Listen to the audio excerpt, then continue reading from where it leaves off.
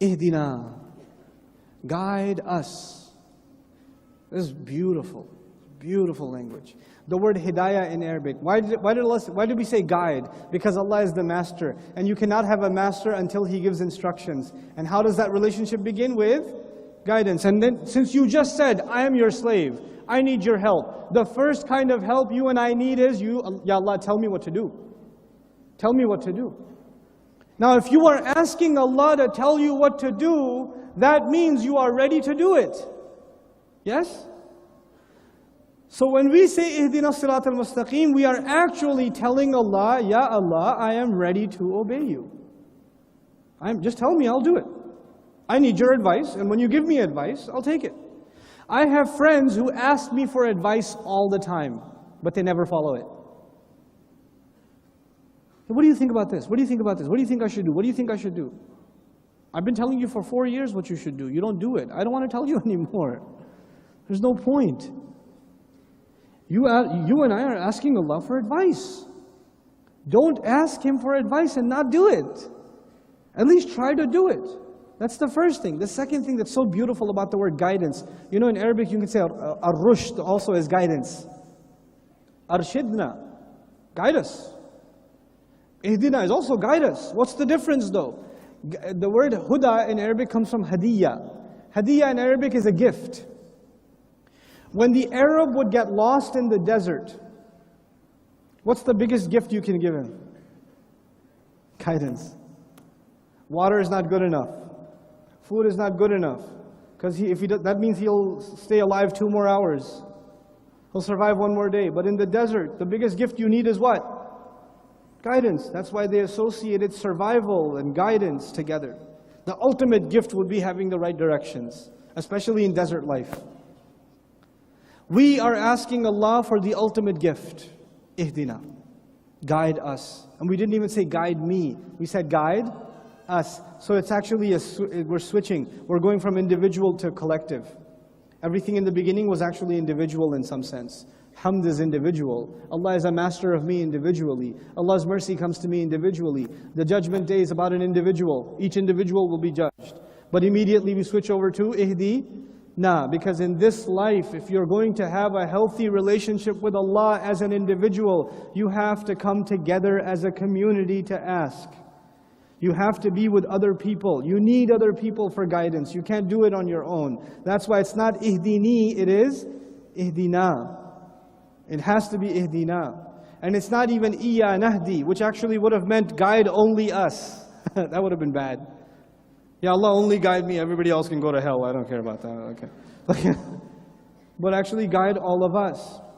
We have to talk a little bit about guidance before I give you your break. It's such a beautiful concept in Islam. You know, when you are lost, you need directions, right? And somebody maps it out for you. Go 3 kilometers this way, 2 kilometers. See, I used kilometers. I didn't use miles. I'm proud of myself. But, you know, take a left and take a right and you'll get there. That is information, isn't it? Sometimes guidance is just information. But Allah's guidance is more than information. Your counselor's guidance is information. The traffic officer's guidance is information. The GPS guidance is information. That's all information. But Allah's guidance is more than information. Allah's guidance, it actually has to do with personal choices at every given moment. And we're not just asking for information, we're asking for the strength to make the right decision. 2 different things. It's not just information. Sometimes we have all the information, we still make the wrong decision. Because we didn't have the strength, the will, the commitment, the right mindset to make the right decision. Don't people do the wrong thing and you tell them, don't you know that's wrong? Yeah, but I got angry. That's why we ask Allah for guidance. By the way, if it was just information, if guidance was just information, how many times do you need information? 1 time. If you're given the information, you don't have to ask for it again. How many times do we ask Allah for guidance? Over and over and over and over again, as a standard. You know, I compare guidance to understand, asking Allah for guidance, you have to compare to drinking water. You can't say, I already drank it yesterday, I'm good. It doesn't work. If you want to survive, you have to get it again, and again, and again. And that is why every few hours, it is as though Allah is telling us, just like your body, every few hours it needs water. Your heart, every few hours it needs what? Guidance. You have to come back to Allah and say, Ihdina as-siratal mustaqim again. Now a few hours your fuel is running low and you have to ask Allah again. If it was just about information, it wouldn't be repeated this way. And we're also learning something else. It is not something you get to keep, just like water in your body. You don't get to keep it. Once you have it, it's not yours. You don't own it. You run out of it. Then you have to go get it again. And then you run out of it again. And you have to get it again. Nobody can say, I have it. I have it already. I don't need any more. You can't do it.